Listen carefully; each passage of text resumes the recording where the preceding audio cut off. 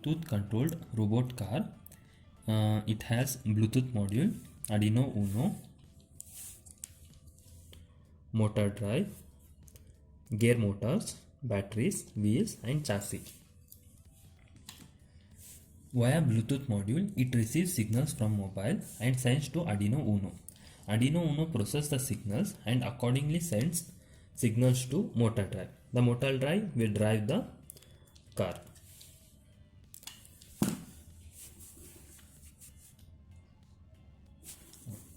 First we have to connect this robot car from our Bluetooth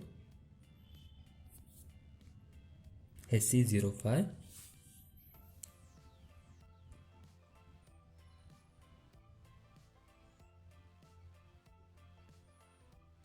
Then this is an app to control the car, control mode. Here I have set all the instructions for left L, forward F, right R, backward B and S for stop. Okay, once it is paired, the light blinks with some delay.